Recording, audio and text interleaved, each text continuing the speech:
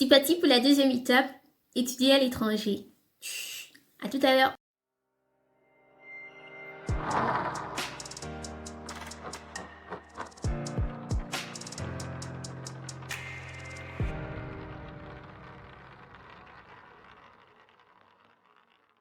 Salut les amis, bienvenue dans une nouvelle vidéo. Aujourd'hui, nous allons parler de étudier à l'étranger 2. Mais avant tout, je te demande de t'abonner. Merci. La première des choses à savoir, quand vous voulez aller étudier à l'étranger, il faut que ce soit clair. Parce que on ne dit pas ça suffisamment et on n'informe pas les gens. On ne dit jamais ce truc-là. Il faut être prêt mentalement. Parce que quand tu arrives en premier lieu, déjà si tu es dans un pays où déjà en premier lieu c'est pas la langue, ta langue maternelle, bon le français on va dire, qui est parlé là-bas, il y a déjà ce choc de langue. Hein? En deuxième position, il y a ce choc de personnes parce qu'autour de toi il n'y a que des personnes blanches, parce qu'on les appelle blancs, il n'y a que des blancs qui sont pas comme les gens de ton pays. Ce choc culturel là, ça te frappe mentalement et tu te sens faible, tu es fatigué et tu ne sais pas, il y a d'autres personnes qui dépriment. Donc ce truc là c'est très important à savoir, être fort mentalement. Avoir un mental très ferme, un mental très fort. En deuxième position, de ne jamais oublier pourquoi tu es arrivé. Tu es arrivé en France, tu veux étudier le management. Maintenant, tu es arrivé, tu ne vas pas au cours. Mon frère, pourquoi tu es là en fait? Pourquoi est-ce que tu es là? Sachez que vous êtes là pour un but précis. Sachez que aussi, vous êtes là, vous avez un visa.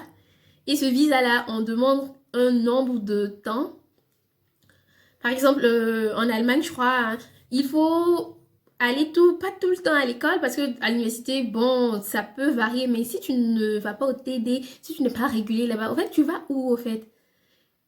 Donc, le visa on peut te rapatrier pour ce genre de raison-là. Parce que tu n'étais pas au cours, parce que tu n'es pas allé régulièrement à l'école. Parce que ton visa étudiant, mais tu viens, tu fais autre chose. Qu'est-ce que tu fais? Qu'est-ce que tu fais?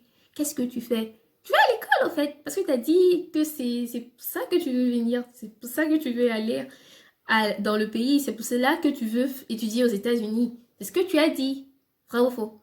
C'est ce que tu as dit, donc il faut être conscient de cela. Ok, je suis venue ici pour étudier parce que je veux un avenir meilleur. Je mets ça en griffe parce que c'est pas forcément en allant à l'étranger qu'on aura un avenir meilleur, mais bon.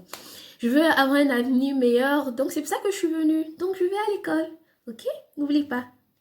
Et en troisième position, essayez de faire des activités extrascolaires. Ne restez pas seulement dans votre chambre, ne restez pas seulement dans un milieu, je sais pas comment je veux dire, restez seul en fait, évitez de rester seul, parce que quand on est seul, on devient dépressif, on ne se sent pas bien, parce que ce problème mental là, en Afrique on néglige parce que, bon, la plupart du temps on est avec notre famille et on est heureux la plupart du temps, mais il y a certaines personnes qui dépriment quand elles sont seules, donc faites des activités extrascolaires. Par exemple, je sais pas, vous pouvez vous inscrire dans un centre de sport si vous aimez le sport, jouer au foot. Vous pouvez aller au fitness studio. Vous pouvez faire, je sais pas, votre hobby quoi. Pensez-y, essayez de faire quelque chose où vous serez avec des gens. Ça vous aidera vraiment à mieux vivre, à ne pas vivre, à ne pas être déprimé. Et en quatrième position, en dernière position, cherchez un job, trouvez un travail à faire. Parce que, en premier lieu, ça vous permettra de connaître d'autres personnes aussi. C'est un moyen aussi de se faire des amis. Pas de vrais amis, mais au moins des gens avec qui tu es. Sinon, tu seras tout le temps seul.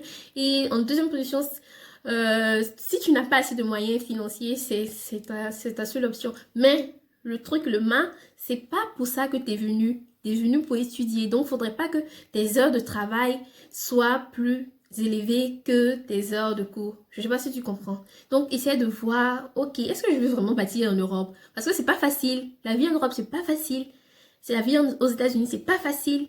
Parce que les Noirs sont vus comme... Ça fera l'objet d'une autre vidéo. Et donc, si cette vidéo-là t'a plu, mon frère, je te dis de mettre un pouce.